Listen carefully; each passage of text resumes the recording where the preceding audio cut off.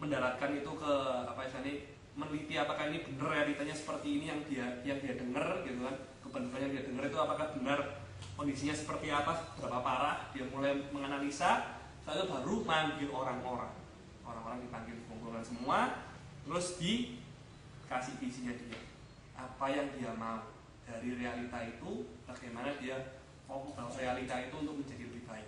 Itu visinya dia gitu ya. Jadi dia mengomunikasikan bagaimana dia mau membangun tembok Yerusalem. Nah, setelah dia ngasih visi gitu ya, ada satu hal yang penting gitu ya. Setelah visi, yaitu adalah memberikan motivasi. Karena kadang-kadang orang itu wis enak gitu ya. Kayak orang kerja di tempat tuh gitu. Nanya wawancara. Jadi kira-kira kamu ini kerja di sini harapannya apa? Bingung orang. Oh, yes, pokoknya untuk duit, kayak mangan, kayak hidup gitu. Cukup. Ya, terus gak ada cita-cita, gak ada apa. Yo, nggak tahu Jan. Bingung mereka. Masih bingung. Gak tahu apa yang harus mereka lakukan di hidupnya mereka, nggak tahu bagaimana mereka mengelit hidupnya, ya sudah. Kayak gitu toh.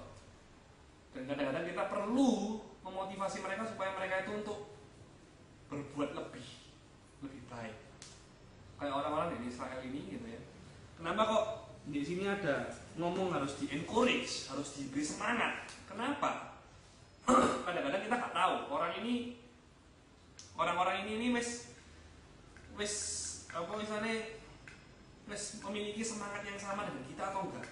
Kan percuma lagi dia itu semangat tapi bawaannya meh oh iya jadi responnya itu enggak positif. Karena apa? Karena dia nggak tahu kenapa sih harus nanggung tembok ini apa. Mau apa ya sih iso urip bapak dirampok ya aku sih iso urip. Ya gak apa-apa lah, tak kasih no piro persen, tak kasih no gawe orang lain ya aku pokoknya sih urip ya sih. Kenapa kok aku harus membangun tembok? Nyusahin aku cek durung kolek temboknya kok dijebol maneh. Cuma hopeless. Orang-orang ini hopeless, gak punya isane kepingin hidup yang lebih baik itu sekarang no. Ya wis nerimo ae. Nah itu berbahaya, orang sudah wis kayak menulis nerimo ae. Dia gak akan punya passion untuk dia itu berjuang meraih sesuatu yang lebih baik, itu gak ada. Nah kalau sudah hilang itunya gitu ya, semangat hidupnya itu sudah hilang, gak ditumbuhkan kembali, ya sampai kapanpun ya ngono toh nantinya gitu ya. Nantinya kalau misalnya nggak ada semangat hidup itu nggak bisa ditularkan, nggak bisa encourage, itu nggak bisa diimpartasi, nggak bisa disalurkan, ya pembangunan itu pasti akan banyak kendala. Orang-orangnya pasti protol lah, sing apa lah gitu. Nah itu berbahaya. Nah karena ada di sini harus di-encourage. Biasanya encourage itu dengan apa? Dengan kesuksesan di masa lalu. Kalau ada masa lalu atau harapan-harapan akan masa depan. Nah di sini di Israel itu diomongno mengenai past success, gitu, kesuksesan di masa lalu. Karena bangsa Israel dulunya itu adalah bangsa yang berjaya, bangsa yang paling besar itu adalah Israel. Bahkan semua Indonesia sekitar Babylon, di sekitar sana di Timur Tengah sana, yang paling berjaya adalah Israel. Dia memang dari Salomo. Semua itu ngasih persembahan dari Salomo kan. Sampai raja-raja itu semua itu takut ambil si namanya Salomo, yaitu bangsa Israel. Tapi apa saya ini Israel itu dijarah kayak wis ya kayak bangsa nggak ambuni gitu lah. Nah ini perlu diingatkan lagi dengan kesuksesan masa lalu. Nah terus kemudian yang ketujuh adalah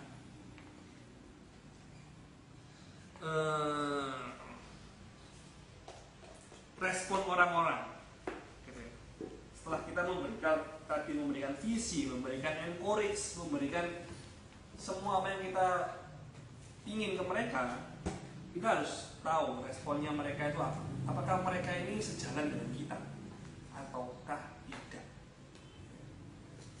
Jadi kita perlu perlu tahu responnya mereka ini seberapa antusias.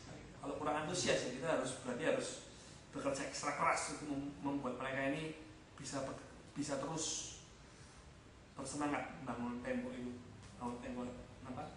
Yerusalem. Harus bersemangat untuk terus berkembang kayak gitu ya. Nah, setelah itu semua, yang terakhir adalah diorganisir, dimanage, dimanagement. Jadi diorganisir supaya apa? Supaya efektif. Jadi jangan cuman di-encourage, dianu ini. Nah, itu kan mengenai apa visinya gitu ya. Terus kemudian dikasih semangat supaya misalnya udah semangatnya, terus apa yang harus mereka lakukan? Setelah mereka sudah betul-betul mau bekerja, apa yang harus dilakukan? Di-manage. Supaya mereka ini tahu apa yang mereka kerjakan, bagaimana mereka mengerjakan untuk pembangunan tembok ini. Nah, di Nehemia dia memulai dengan mengorganisir. Aduh, aku jijik.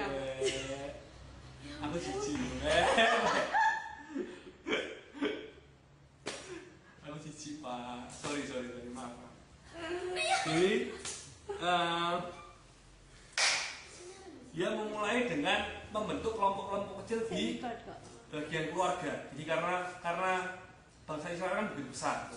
Ya apa caranya ngerjakno kabeh wong ketua RT gak ono ngono ya.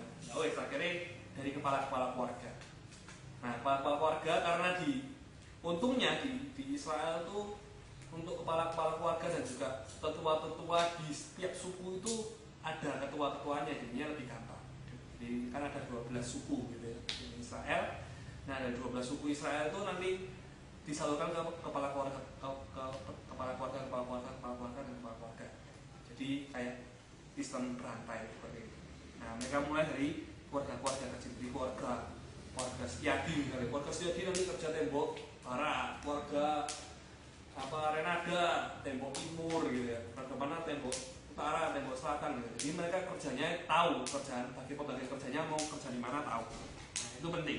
Setelah ada visi, bagaimana kita menyalurkan visi itu sampai mengerjakan orang-orang itu. Nah, itu adalah bagaimana Nehemia menavigasi kepemimpinannya, bagaimana dia mengelola kepemimpinannya dia. Oke? Nah, setelah itu kita akan masuk ke D4.